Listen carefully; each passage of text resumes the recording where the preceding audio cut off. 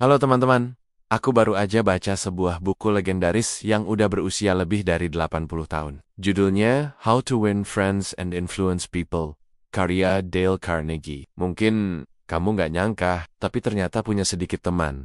Saat kita bertambah tua, itu bisa lebih berbahaya daripada obesitas. Bahkan, lebih berisiko dibanding merokok 15 batang rokok setiap hari.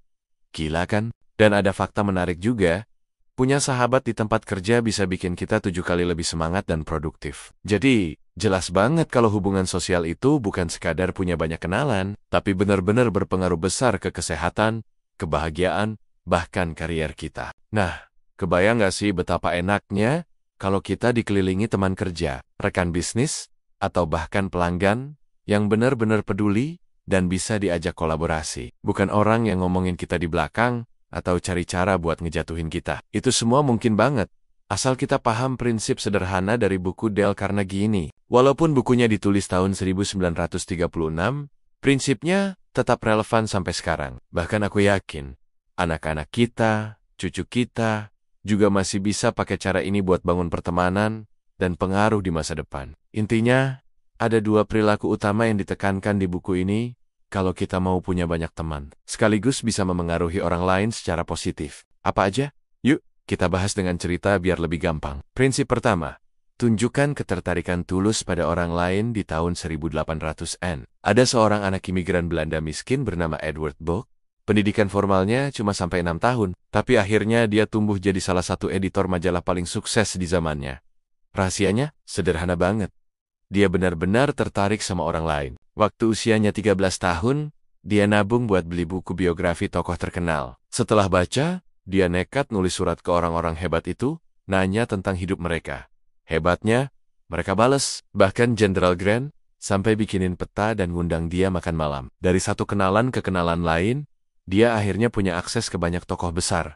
Dan itu jadi modal suksesnya. Jadi jelas kan, orang yang tulus tertarik pada orang lain, biasanya justru disukai balik dan diberi kesempatan lebih banyak. Dale Carnegie bilang, kamu bisa dapat lebih banyak teman dalam 2 bulan dengan tulus tertarik sama orang lain, dibanding 2 tahun mencoba bikin orang tertarik sama kamu.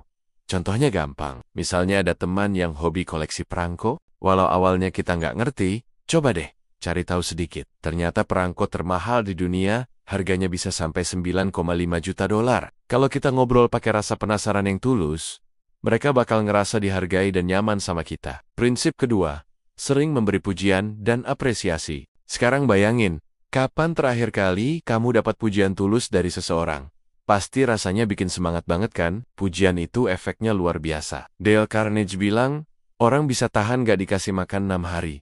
Tapi banyak yang gak kuat kalau hidup bertahun-tahun tanpa dihargai atau diapresiasi. Kita semua lapar akan pengakuan dan apresiasi. Aku kasih contoh nyata. Dulu, waktu aku kerja di sebuah proyek, aku bikin kesalahan besar yang bikin biaya melonjak. Waktu rapat, aku berani ngaku salah di depan manajer dan tim. Jujur aja, habis itu aku minder banget. Tapi ada seorang senior yang datang. Dan bukannya marah, dia malah muji keberanian aku untuk jujur. Rasanya langsung plong, bahkan orang yang tadinya aku nggak suka, jadi aku hormati sampai sekarang. Itulah kekuatan apresiasi. Dale Carnegie juga cerita tentang seorang supervisor bernama Pamela. Dia punya bawahan yang kerjanya berantakan.